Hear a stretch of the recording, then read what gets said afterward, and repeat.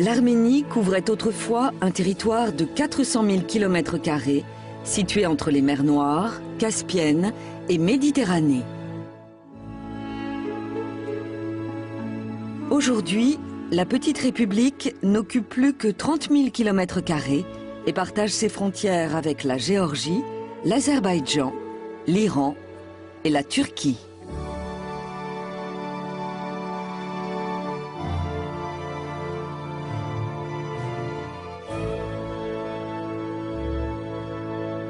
On pense que son histoire remonte aux origines de l'humanité. Son peuple, tantôt conquérant, tantôt conquis, a su préserver l'héritage d'une culture millénaire. L'Arménie est également l'une des plus anciennes nations chrétiennes au monde.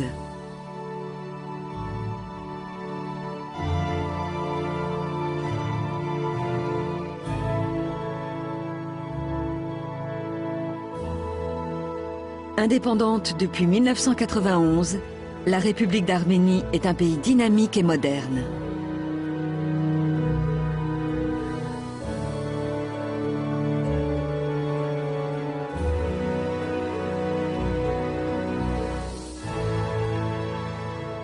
Mais aussi une terre de tradition aux confins de l'Europe et de l'Asie.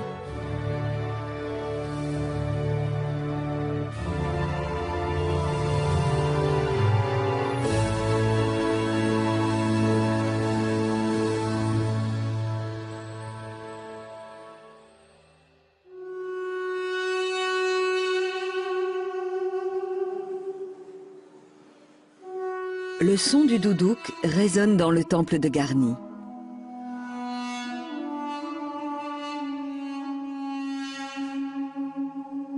Cet instrument en bois d'abricotier est le symbole de l'identité arménienne.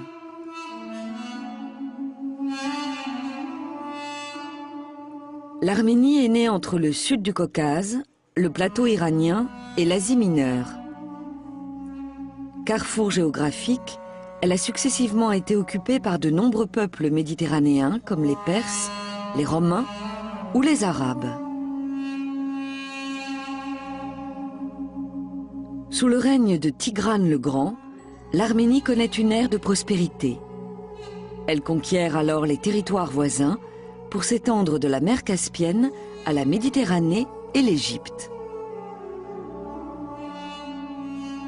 5 siècles plus tard, la création de l'alphabet arménien contribue à donner naissance à une collection de manuscrits et de parchemins. Sous la domination ottomane, les déportations et massacres aboutissent au génocide de 1915. Ceux qui ont échappé aux tueries émigrent à travers le monde, si bien que sur les 10 millions d'Arméniens, 3 millions seulement vivent aujourd'hui en Arménie. La diaspora est dispersée dans 120 pays.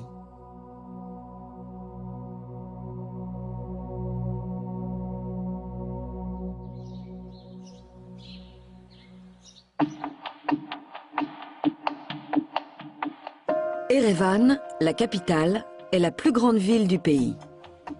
Elle possède plus de 40 musées et abrite une grande partie des 4000 monuments que compte l'Arménie.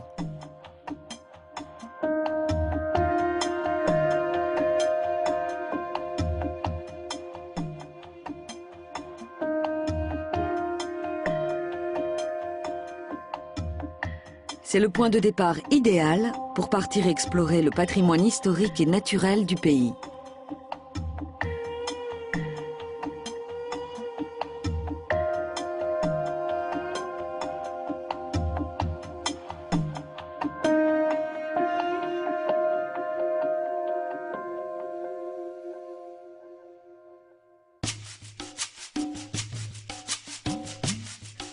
Dans la province du Kotaïk, non loin d'Erevan, se trouve l'imposant monastère de Gegart, ou monastère de la Sainte-Lance. Il est parsemé de khatchkars, des stèles de pierre votive dressées par des particuliers pour le salut de leur âme ou pour commémorer des victoires militaires ou un événement important.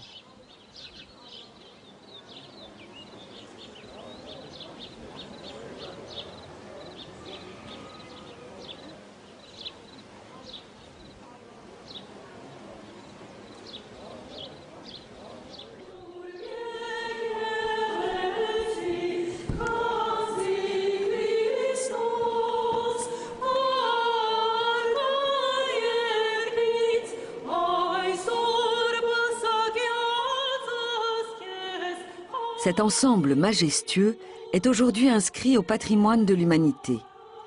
Il est composé de nombreuses cellules et chapelles creusées dans la roche.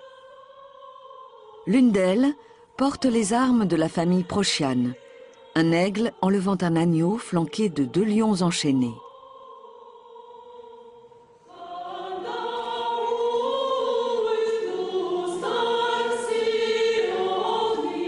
Le monastère est encore aujourd'hui un lieu de pèlerinage et le cadre de mariage célébré dans la pure tradition arménienne.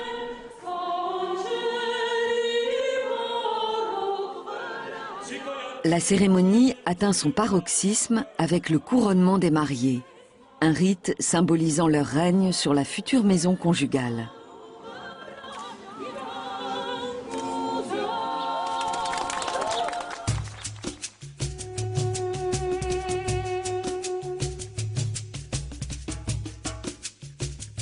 Sur la route de Gegart se trouve le temple de Garni.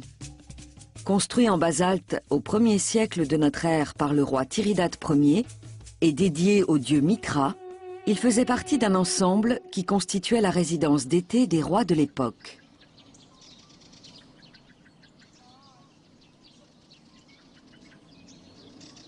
Détruit en 1679 lors d'un tremblement de terre, l'édifice a été reconstruit dans les années 1970 sous l'occupation soviétique.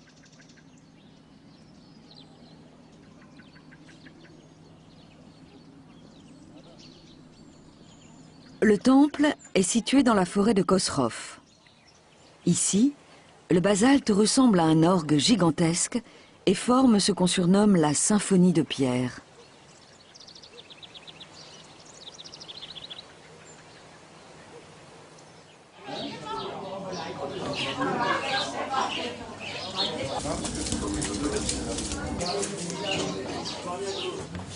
Dans la région, on peut assister à la préparation du lavash, une galette faite de farine, d'eau et de sel. Une fois pétrie, la pâte est aplatie, puis frappée contre les parois du tonir, le four traditionnel arménien.